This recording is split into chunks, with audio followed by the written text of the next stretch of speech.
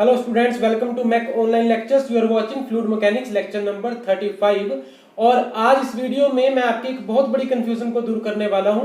अब तक मैंने स्टेबिलिटी को आपको अच्छे से एक्सप्लेन कर दिया है, फ्लोटिंग बॉडीज के केस में भी और सबमर्ज्ड बॉडीज के केस में भी। और कंक्लूडिंग बात जो दोनों ही केसेस में निकलकर हमारे सामने आई थी वो क्या था, वो आपको बता रहा हूं। अगर तो बॉडी फ्लोट कर रही है तो फ्लोटिंग बॉडी के केस में स्टेबिलिटी गवर्न होती है दो पॉइंट से। एक तो G point, centre of gravity of the whole body, एक M point, point of metacentre या मेटा सेंटर सिंपली, ठीक है। लेकिन अगर बॉडी सबमर्ज हो चुकी है, पूरी डूब रखी है, ठीक है, उस केस में उसकी स्टेबिलिटी दो पॉइंट से गवर्न होती है। वो दो कौन से हैं?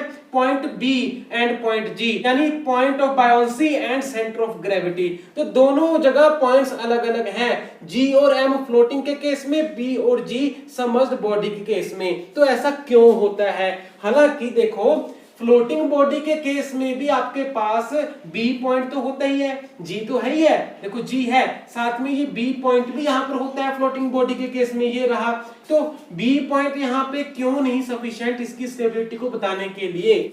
तो ये एक बहुत बड़ा क्वेश्चन है। थोड़ा सा दिमाग को इसके ऊपर डालोगे तो पिक्चर सारी क्लियर हो जाएगी। वही छोटी सी वीडियो में आपको मैं दिखाने वाला हूं। देखो, सबसे पहले हम सबमर्ज्ड बॉडी का केस ले लेते हैं। ये डूबी हुई बॉडी है, पूरा पानी है ना, इसको ऊपर वाले को एक मिनट के लिए भूल जाइए। ये एक बॉडी है जो कि पानी में डूब रखी है, मान लो, ठीक है। इसका कहीं ना कहीं जी पॉइंट होगा, सेंटर ऑफ ग्रेविटी। इसका पूरा का पूरा भार जहां से नीचे एक्ट कर रहा है वो पॉइंट जी। और इस बॉडी ने, क्योंकि इसी के आकार का फ्लूइड पीछे हटा रखा है, उसको डिस्प्लेस कर रखा है, तो जितना वॉल्यूम इसने डिस्प्लेस कर रखा है उसका सेंटर ऑफ ग्रेविटी भी कुछ ना कुछ होगा। वो क्या है? सेंटर ऑफ बायोंसी, ठीक है। मान लो वो पॉइंट है बी यहां पर। अब दोनों अलग अलग क्यों? क्योंकि इसकी मास डिस्ट्रीब्यूशन अलग अलग हो सकती है, ठीक है ना जी। और इसकी शेप भी कुछ भी हो सकती है। आप इसको स्क्वायर रेक्टेंगल मत मानिए, मैं पहले आपको अच्छे से समझा चुका हूं पिछली वीडियोस में। तो यहां ये आपको कंफर्म है कि जी और बी कहीं भी हो सकते हैं, तो ऐसे हैं मान लो। अच्छा, अब जब ये बॉडी टिल्ट हुई इस तरह से तो क्या हुआ? आपको समझाने के लिए मैंने एक एक्सिस ड्रॉ कर रखा है। मान लो इस एक्सिस के ऊपर ही थे जी और बी पहले, ठीक है। पॉइंट को मैंने फिक्स कर दिया, लोकेशन फिक्स कर दी जी और बी की। अब जब ये इस प्रकार से टिल्ट हुई तो एक्सिस ये चला गया। अब क्या जी पॉइंट इस एक्सिस को छोड़ के इधर उधर भाग जाएगा या एक्सिस के ऊपर नीचे हो जाएगा? नहीं, एक्सिस पर जहां पर, ठीक है, जी पॉइंट पहले था अभी भी जी पॉइंट वहीं रहेगा। क्यों? क्योंकि जी पॉइंट है centre of gravity of complete body.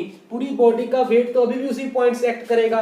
तो जी पॉइंट यानी यहां कितनी दूरी थी, ये कितनी डिस्टेंस थी, ये कितना था, ये कितना था, जहां इसकी पोजीशन थी अभी भी ये वही की वही पोजीशन पर है इस बॉडी के ऊपर, ठीक है। अच्छा, दूसरा पॉइंट है बी। बी पॉइंट है जो इसने फ्लूइड डिस्प्लेस कर रखा है उसको सेंटर ऑफ ग्रेविटी।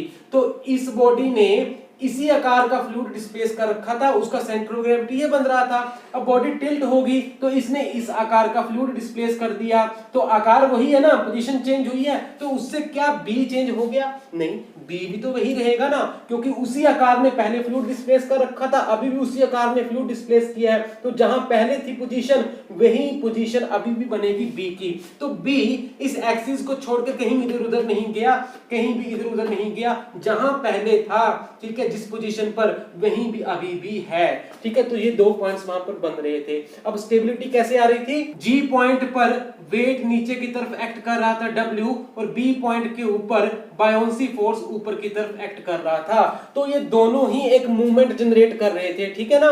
अगर जी पॉइंट ऊपर है, बी नीचे है, या जी नीचे है, बी ऊपर है, या दोनों एक ही जगह पर है, उस पर डिपेंड कर रहा है कि मूवमेंट क्लॉकवाइज बन रहा है, एंटी क्लॉकवाइज बन रहा है, या जीरो बन रहा है, यानी कि वो स्टेबल इक्विलिब्रियम दे रहा है, अनस्टेबल दे रहा है, या न्यूट्रल इक्विलिब्रियम दे रहा है, ठीक है। मैं उस डिस्कशन में यहां पर नहीं जा रहा, पीछे सब कुछ हमने डिस्कस किया है। डिस्क्रिप्शन बॉक्स में जाइए, वीडियोस उठाकर देखिए, अच्छे से अपने कॉन्सेप्ट सारे क्लियर कर लीजिए। तो यहां पर स्टेबिलिटी को डिसाइड करने के लिए बी और जी पॉइंट सफिशिएंट है, ओके, ठीक है। अब जल्दी से चलिए फ्लोटिंग बॉडी के केस में। ये रही फ्लोटिंग बॉडी, जिसका कुछ हिस्सा पानी के अंदर है, कुछ हिस्सा पानी के बाहर है, फ्लूइड के बाहर है, ठीक है। और इस प्रकार से ये बॉडी है, इसका भी सेंटर ऑफ ग्रेविटी कहीं ना कहीं होगा, और इसने कुछ ना कुछ फ्लूइड भी डिस्प्लेस कर रखा है। देखो ये वाला एक्स, ए, बी और वाई, इतना इतना जो फ्लूइड है उसको तो इसने पीछे हटाया ही है ना, तब ये फ्लोट कर रही है। तो इसका मतलब उसका सेंटर ऑफ ग्रेविटी कहीं ना कहीं होगा, वो पॉइंट है बी। तो यहाँ पे भी जी और बी पॉइंट है। अब जब ये टिल्ट हो रही है तब इसके साथ क्या हो रहा है, जब ये टिल्ट हुई इस प्रकार से, तो ये वाला जो एक्सिस था जिसके ऊपर मैंने जी और बी दिखा रखे थे आपको समझाने के लिए कि ये उसकी पोजीशन थी, मान लो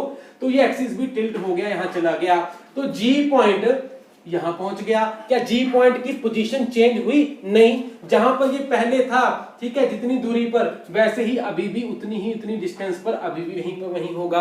क्यों होगा?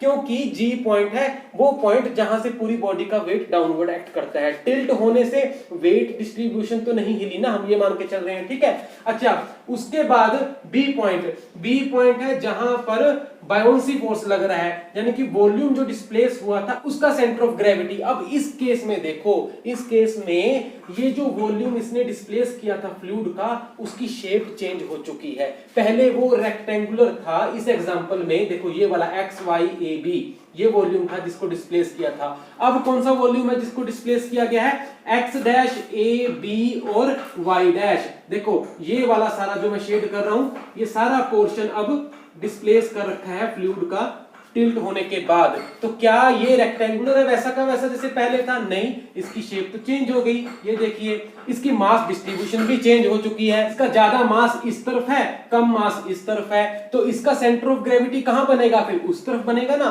इसका मतलब है centre of gravity of displaced volume of fluid खिसक गया, चेंज हो गया। पहले वो एक्सिस के ऊपर था यहां कहीं, ठीक है, अब वो एक्सिस के ऊपर नहीं रहा, वो उधर को शिफ्ट हो गया है, यहां कहीं आ गया, ठीक है जी। इस केस में बी वहीं का वहीं था, उसी एक्सिस के ऊपर, उसी पोजीशन के ऊपर। बॉडी अगर टिल्ट भी करती है तब भी, लेकिन इस केस में बी चेंज हो गया।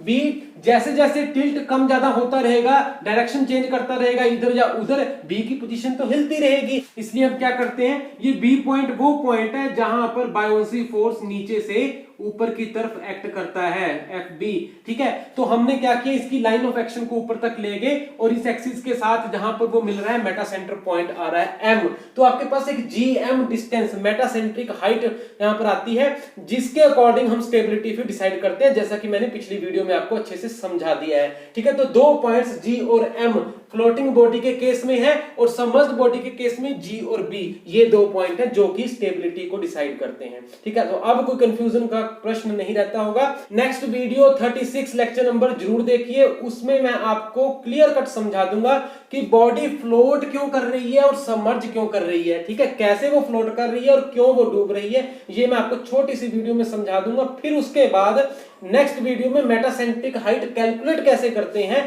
उसके एक्सप्रेशन को डिराइव करेंगे, जो कि बहुत ही इंपॉर्टेंट है, ठीक है, वो देखेंगे लेक्चर नंबर 37 में, ठीक है। तो मिलते हैं जल्दी, बने रहिए साथ में। Thank you very much.